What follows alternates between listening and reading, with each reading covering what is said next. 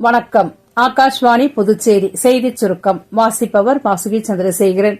குடியரசுத் தலைவர் திருமதி திரௌபதி முர்மு இன்று தேசிய புவி அறிவியல் விருதுகளை வழங்குகிறார். குடியரசுத் தலைவர் மாளிகையில் நடைபெறவுள்ள இந்த நிகழ்ச்சியில் 3 பிரிவுகளில் 9 தனிநபர் விருதுகளையும் 3 குழு விருதுகளையும் குடியரசுத் தலைவர் வழங்க உள்ளார். நிகழ்ச்சியில் மத்திய நிலக்கரி மற்றும் சுரங்கத்துறை அமைச்சர் திரு கிஷன் ரெட்டி, இணையமைச்சர் திரு சதீஷ் சந்திர துபே ஆகியோர் பங்கேற்கின்றனர்.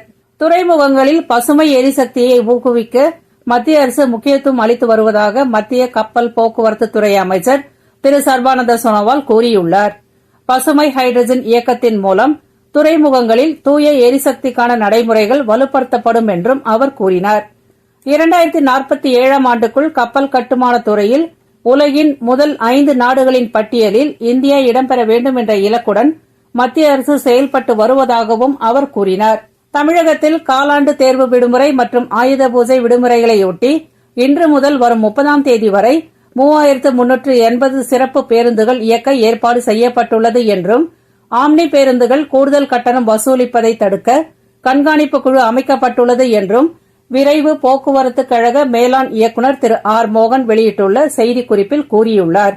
வங்கக்கடலில் நிலை கொண்டுள்ள காற்றழுத்த தாழ்வு பகுதி வடக்கு ஒடிசா மற்றும் அதனை ஒட்டிய பகுதிகளில் நிலை கொண்டுள்ளதால் தமிழகம் மற்றும் புதுச்சேரியில் இன்று கனமழை பெய்ய வாய்ப்புள்ளது என்று சென்னை வானிலை ஆய்வு மையம் தெரிவித்துள்ளது.